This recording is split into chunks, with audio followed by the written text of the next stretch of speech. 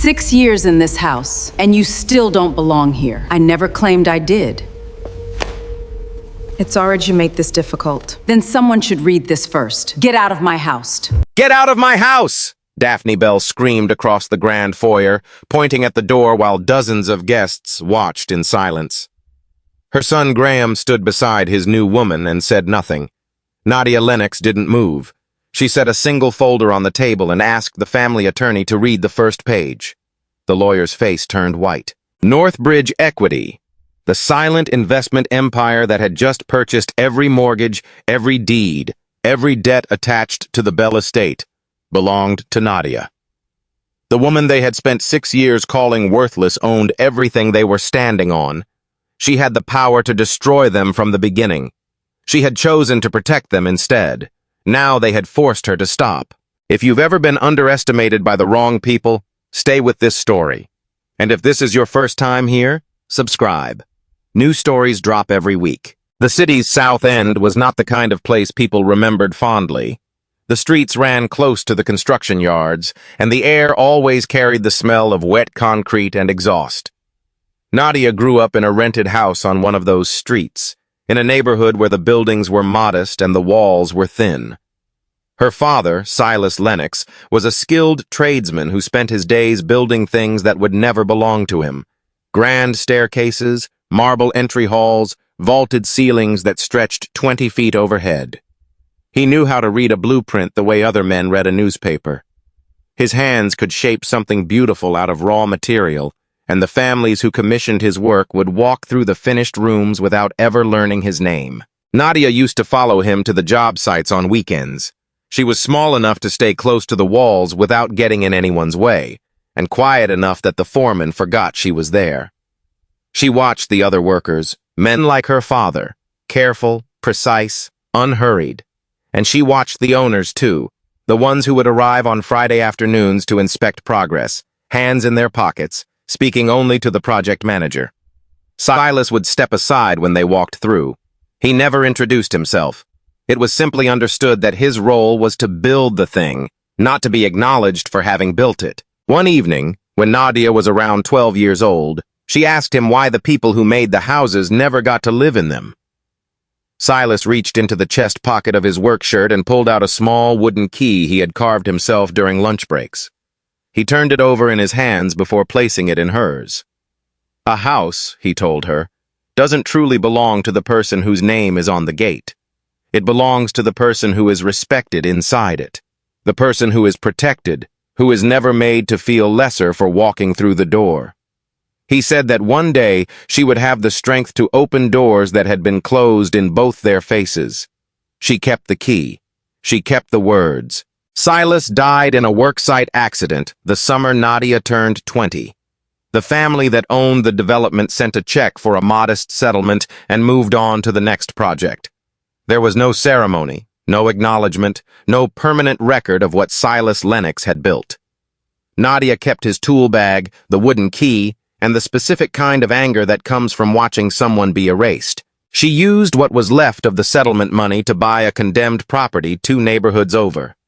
She repaired it herself, room by room, using everything Silas had taught her. When she sold it, she made enough to buy 2 more. She did not think of this as a business in the beginning. It felt more like an argument she was having with a world that had underestimated her father and expected her to accept the same treatment. Over the next several years, she bought distressed land, rebuilt neglected structures, and developed properties that other investors had written off.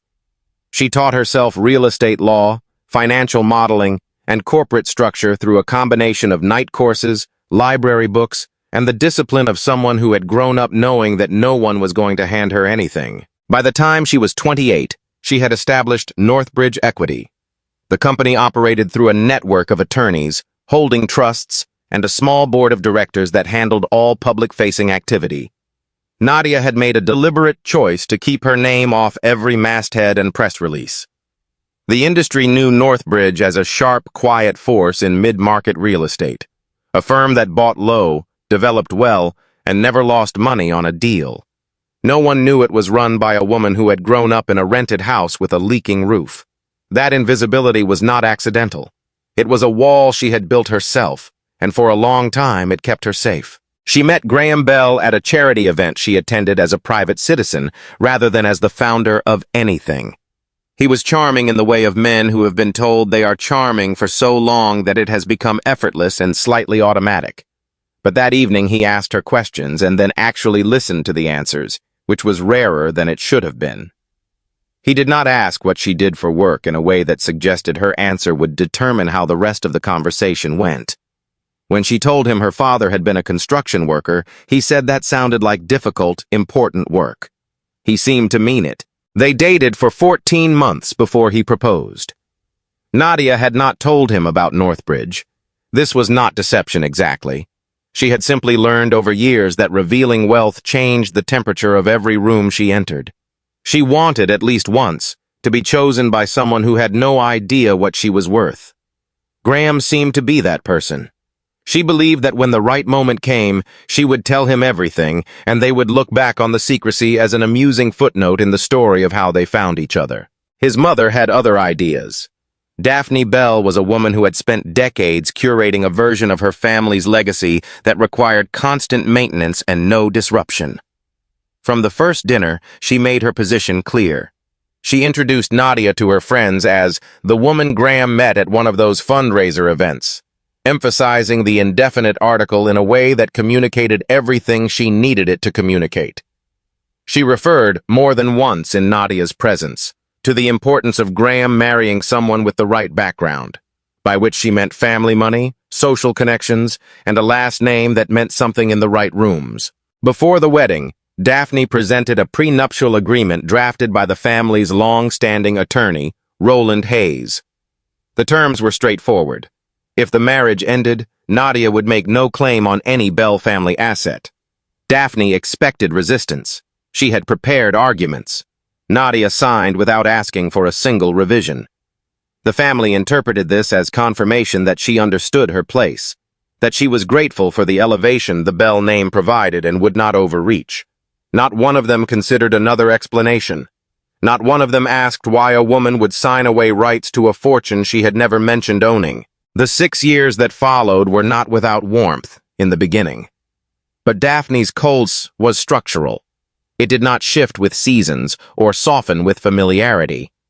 She found ways, consistently and creatively, to remind Nadia that her presence in the family was conditional and contingent. Nadia absorbed this with a patience she had trained herself into, telling herself that time and consistency would eventually make her presence feel ordinary. She was wrong about that, but she did not know it yet. What she did know, and had known for roughly 2 years before it became a crisis, was the true state of the Bell family's finances. Graham had inherited his father's asset management firm, and he had run it the way certain men run inherited things, with confidence that exceeded his actual skill and an aversion to admitting error that made correction nearly impossible. The Bell estate, the historic house and the land surrounding it, had been mortgaged multiple times over. The firm was bleeding money through a series of bad decisions and worse luck. Daphne continued to spend at the pace of a woman with a functioning fortune, which accelerated the problem considerably. The banks had grown impatient. One major creditor had already signaled it intended to sell its position in the Bell mortgage rather than renegotiate terms. Nadia said nothing to Graham about what she knew.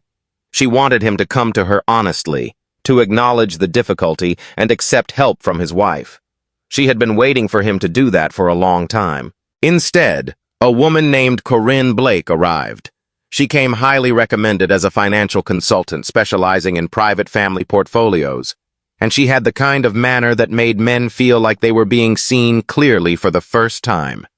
She told Graham that his instincts had been sound, but his execution had been undermined by advisors who did not understand his vision, by market conditions that no one could have anticipated, and by the distraction of a domestic situation that was costing him credibility with serious investors. She said it with such gentle conviction that Graham heard it as diagnosis rather than manipulation. She was precise about which domestic situation she meant. Nadia began receiving late-night calls from Northbridge's board regarding a significant acquisition. She left the house on several occasions without explanation, because explaining would have meant revealing everything before she was ready. Graham noticed. He did not ask her directly. He began to build, in the privacy of his own assumptions, a version of events that allowed him to feel wronged. He told himself his wife was distant. He told himself she had always kept him at arm's length. He told himself that what Corinne offered, attention, admiration, and a story in which he was the victim of an unsatisfying marriage, was something he had earned by suffering long enough. What neither Graham nor Corinne knew was that the creditor had already sold the Bell mortgage. Northbridge Equity had acquired the full mortgage position, the underlying land title, and all collateral assets attached to the Bell estate in a transaction that closed on a Tuesday morning. Nadia had authorized it personally. She had done it because she could not stand by and watch the house that Graham had grown up in get seized by a creditor who would sell it to a developer by the end of the fiscal quarter. She had told herself she would explain everything to Graham that same week. She had not yet delivered that conversation when Daphne sent the invitations for the celebration dinner. The party was designed to announce the family's financial recovery, and, Nadia would later understand, to provide a public stage for what came next. The night of the event, she arrived in the grand foyer of the Bell estate, a house she had, as of that Tuesday morning, purchased in its entirety without anyone in the family knowing. And Graham met her inside the door with a sealed envelope in his hand and no apology in his eyes. Corinne stood nearby, composed and watchful. Daphne was already addressing the room. The evening moved quickly after that. Graham placed the envelope on a side table in front of Nadia. Divorce papers, signed by him. A formality, he said, for her to complete. Nadia did not open the envelope. She looked at her husband for a long moment, at the set of his jaw and the absence of conflict in his face, and understood that he had not merely chosen someone else. He had decided, somewhere along the way, that she had never mattered enough to fight for. She asked him, quietly, whether he genuinely wanted to end 6 years of marriage without once asking her what she had been doing, where she had been going, or what she had tried to protect. He said he was done listening to explanations from a woman who had spent their entire marriage making him feel like a guest in his own life. Daphne crossed the room. She took the divorce papers from the table, held them toward Nadia, and when Nadia did not reach for them, the older woman let them fall. Then she straightened, looked at her daughter-in-law with the full weight of 6 years of accumulated disdain, and pointed at the front door. Her voice was clear enough to carry to every corner of the foyer. Every guest in the room heard what she said. Every guest watched what happened next. Nadia did not move toward the door. She reached into her bag and set a document folder on the table, clean, unrushed, completely deliberate, and asked Roland Hayes to read the first page before anyone took another step. The attorney picked up the folder. The room waited. His face changed in a way that faces rarely change in public. Not with surprise exactly, but with the specific expression of a man who has just understood that the ground beneath him is not where he thought it was. He set the folder down. He looked at Daphne. He looked at Graham. Then he said, in a voice that was very careful and very quiet, that Mrs. Bell no longer had the authority to ask anyone to leave this property. Roland Hayes did not elaborate. He did not need to. The folder sat open on the table, and the pages inside it said everything that 6 years of dinner party silence had not. Northbridge Equity held the deed. Northbridge Equity held the mortgage. Northbridge Equity held the collateral attached to every significant Bell asset that had been pledged against debts the family had accumulated over the better part of a decade. And the sole beneficiary of Northbridge Equity's controlling trust was the woman standing in the foyer whom Daphne had just ordered out of the building. The guests nearest the table began to understand what they were looking at.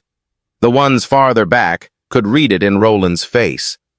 Graham stared at the folder for a long moment, then looked at Nadia as though he were seeing a stranger wearing his wife's face. Daphne recovered first. That was something Nadia had always grudgingly respected about her mother-in-law. The woman's ability to recompose herself in the face of catastrophic information was genuinely impressive. Within minutes of Roland's announcement, Daphne had pulled 3 of her closest friends aside and begun constructing the counter-narrative. By the time the last guests were leaving the estate, The story Daphne was telling had already taken shape. Nadia had deceived Graham from the very beginning. She had concealed her identity, infiltrated the family under false pretenses, and used the cover of marriage to position herself for a hostile financial takeover. The word scheme appeared several times. So did the word predatory. Graham did not contradict his mother. He stood in the emptied foyer after the guests had gone and told Nadia that if she had been honest about who she was, none of this would have happened. He said her secrecy had made it impossible for him to make informed decisions about their marriage and their finances. He said he had been operating without complete information, which he framed as something that had been done to him rather than something he had avoided seeking out. Nadia asked him one question.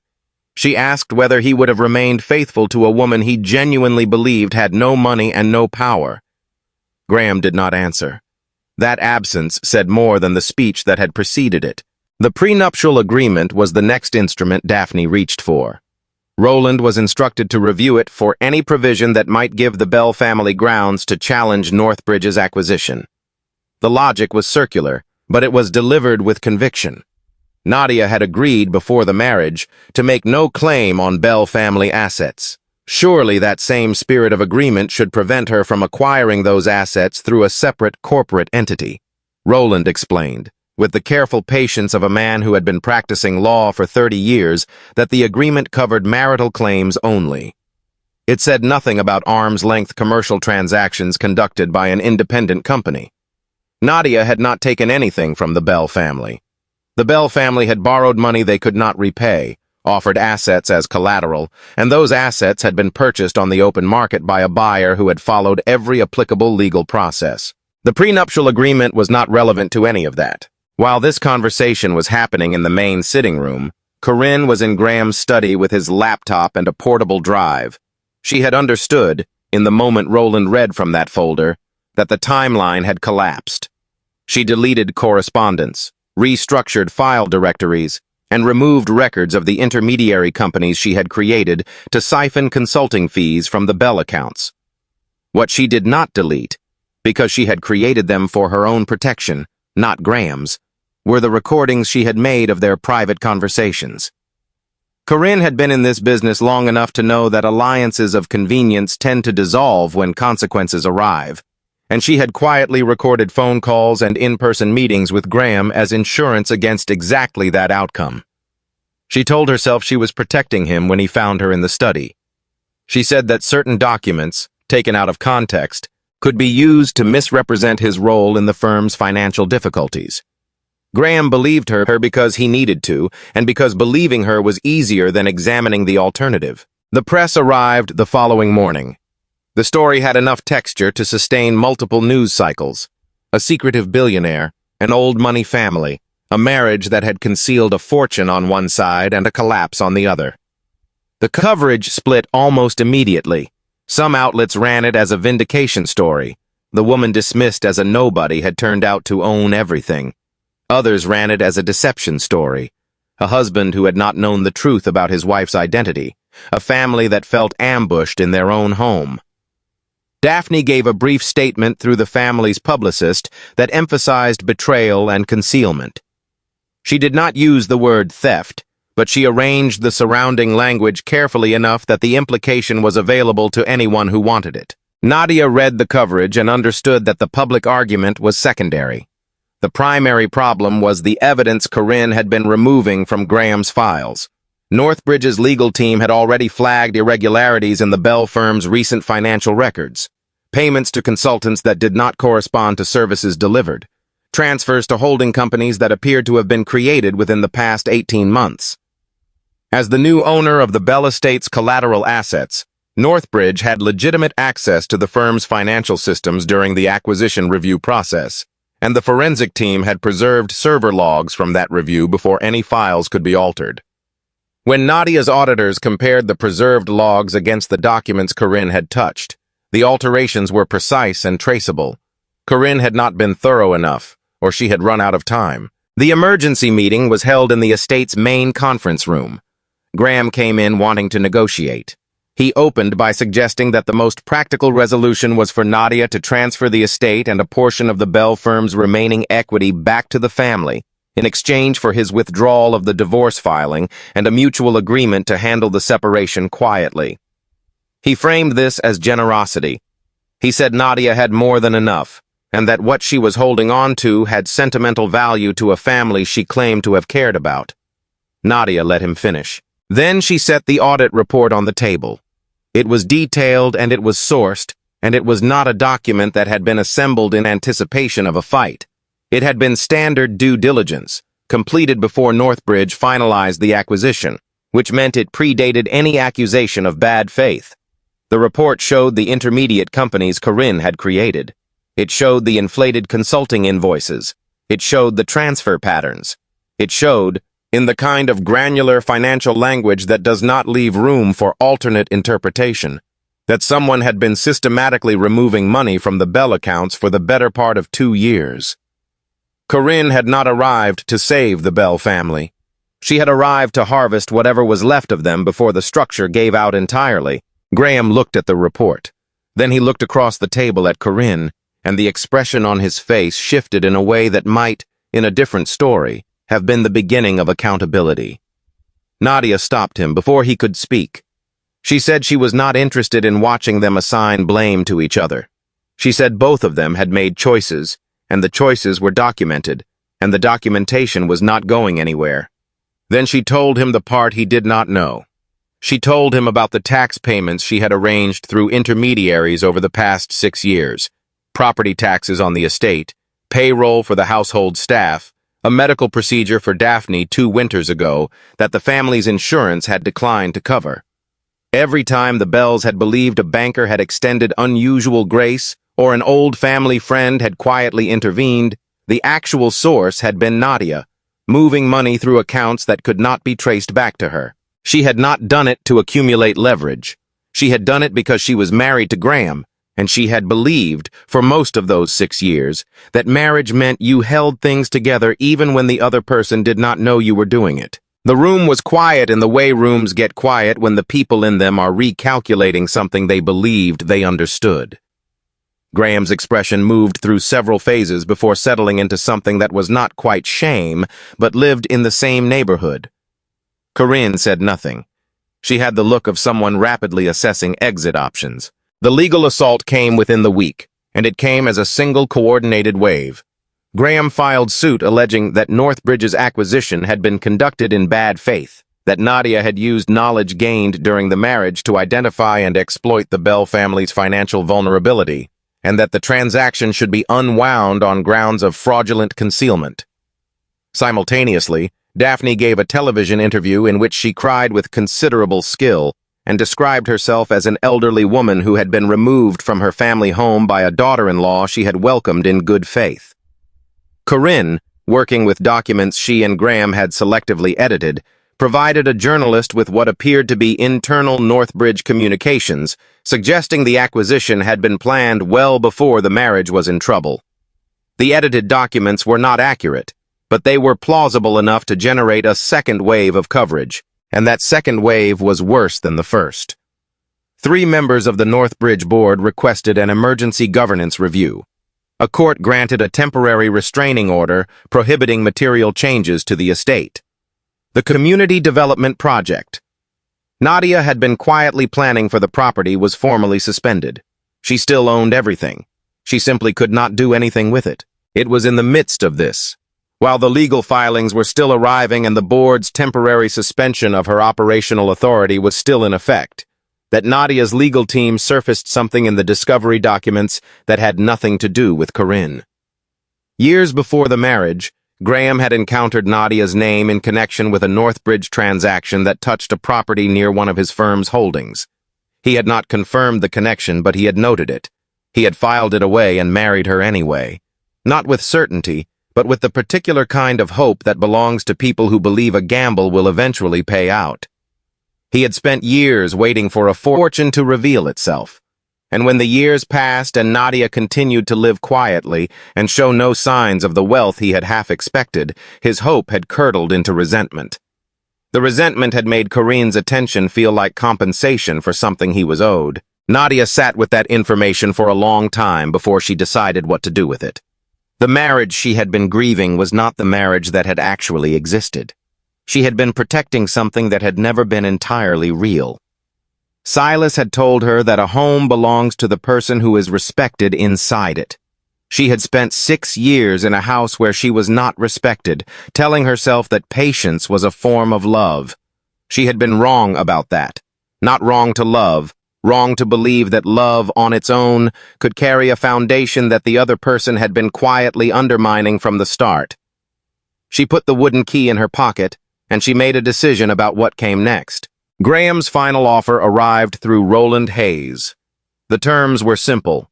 Nadia would transfer the estate and a controlling stake in the Bell firm's remaining equity back to the family. In return, Graham would withdraw the lawsuit, issue a joint statement describing the separation as amicable, and instruct Daphne to decline further media requests. Roland also conveyed, with the careful neutrality of a man relaying words he had not chosen, that certain private details from the marriage could remain private if an agreement was reached. The implication was clear enough without being stated directly.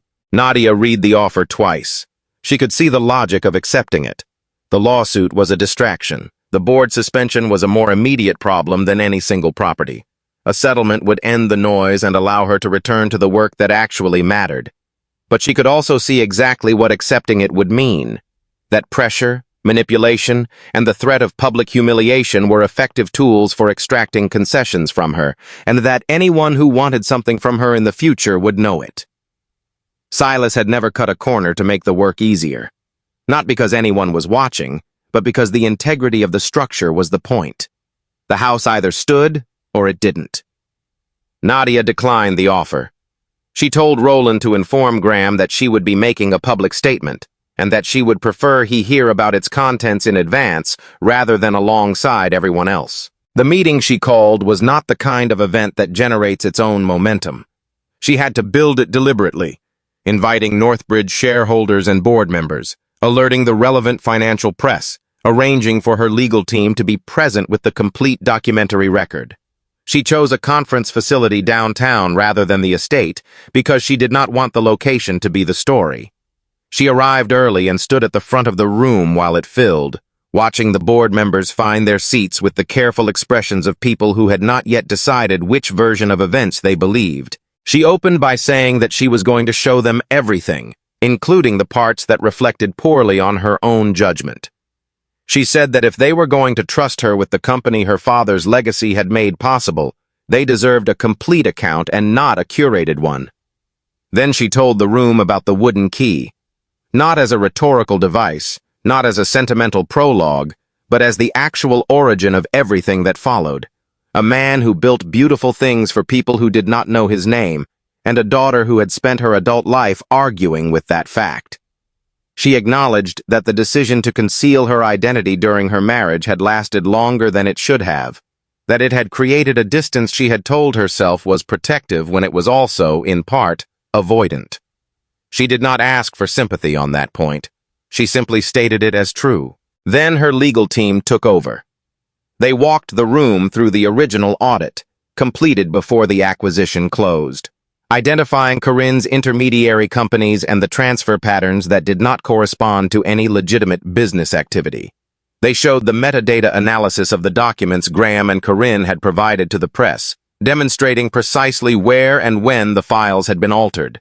They showed the original versions preserved in Northbridge's forensic review. The difference was not subtle. Graham's lawsuit rested almost entirely on the altered documents, and those documents did not survive contact with the server logs that had been preserved before Corinne could reach them. Corinne had reached her own conclusion about the server logs 2 days earlier.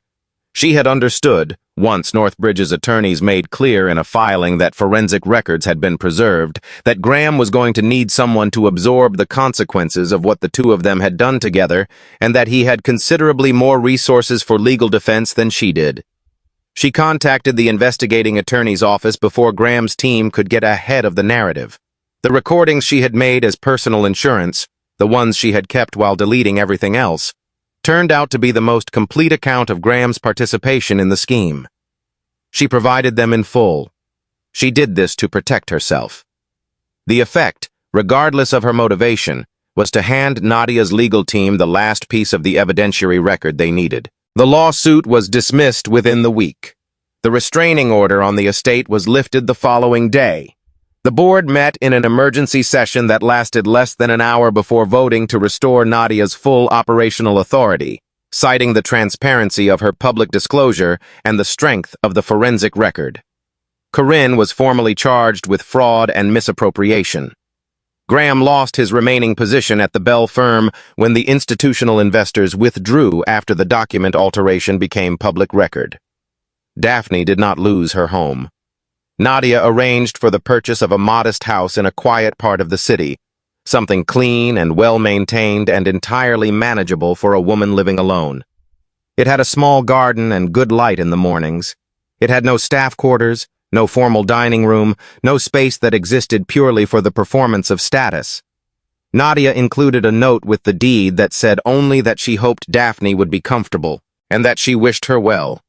She meant both things, imperfectly but genuinely. Graham came to the estate on a Thursday afternoon, unannounced. Nadia was in the main hall reviewing architectural drawings when the housekeeper told her he was at the door. She had him shown in. He looked like a man who had recently been through something clarifying, thinner, quieter, with the particular quality of attention that people sometimes develop after they have run out of options and have nothing left to perform. He stood in the foyer and looked at the space around him with an expression Nadia had not seen on him before. She waited. He said he was sorry. He said he had not known who she was. Nadia looked at him steadily and told him that was not entirely accurate and that they both knew it. He did not argue the point. Then he said that if he had known, if he had been certain from the beginning that she was who she turned out to be, he would never have done what he did. He seemed to believe this was a form of redemption. Nadia told him that she understood what he meant, and that it was exactly the problem. She said he had known enough to love her, or what he had understood love to be. He had known she was patient, and that she stayed, and that she did not flinch when things got difficult. He had known she was the person who stood beside him at his father's funeral and held his hand through the whole service without saying anything, because she understood that some grief does not need commentary. He had known all of that. He simply had not valued it enough to protect it when something more convenient came along. What he was telling her now, that certainty of her wealth would have changed his behavior, was not the apology he thought it was. It was a confirmation. The marriage had not been destroyed by secrecy or bad timing. It had been destroyed by the fact that he had quietly assigned her a worth, found the number insufficient, and made his decisions accordingly. Graham had nothing to say to that. Nadia walked to the front door and opened it. There was no security guard waiting to usher him out. There was no audience in the foyer, no guests arranged to witness the moment. The humiliation he had organized for her at the party, the public stage, the divorce papers, his mother's pointed finger. None of that was available to her here, and she had not tried to recreate it. She simply stood to one side of the open door and waited. Graham looked at the wooden key she was holding at her side. He looked at the foyer around him, and then he walked through the door and down the front steps without looking back. Nadia closed the door behind him. That was the end of it. The renovation of the estate took 14 months. Nadia worked with the same kind of architect her father would have approved of. Someone who understood that the bones of a building deserve respect even when the interior is being entirely reimagined. The grand foyer was preserved structurally but transformed in function. The marble floors were restored. The vaulted ceiling was repaired. What changed was the purpose of the space. Where Daphne had once stood and pointed toward the door, there was now a reception area with comfortable seating and a front desk staffed by people trained to welcome families who had never been welcomed in a room like this before. The formal dining room became a library and a workshop. The guest suites on the upper floors became temporary housing units, clean and private and equipped for families in transition. The grounds were restructured around a central courtyard where classes were held and graduations celebrated, and children played in the afternoons while their parents attended skill-building sessions inside. Nadia named it Silas House. She did not hold a press event for the naming. The name was on the sign above the entrance, and the people who wanted to know the story behind it could ask, and she would tell them. She placed the wooden key in a small glass case mounted near the entrance of the main hall at eye level for a child. The label beneath it said, "A home is not a place where no one can force you to leave. A home is a place where no one wants you to." On the day Silas House opened, Nadia stood in the foyer and watched a family of 4 receive the keys to a transitional apartment on the 2nd floor. The mother held the keys with both hands and looked at them for a long moment before she looked up. Her daughter, who was perhaps 7 or 8 years old, was examining the glass case near the entrance with the focused attention children bring to things that do not immediately make sense to them. She turned and asked Nadia why someone would keep a key that did not open anything. Nadia crouched down to the girl's level. She told her that the key had already opened the most important door it was ever going to open. The girl asked what door that was. Nadia said it was the door that helped her understand what she was actually building toward.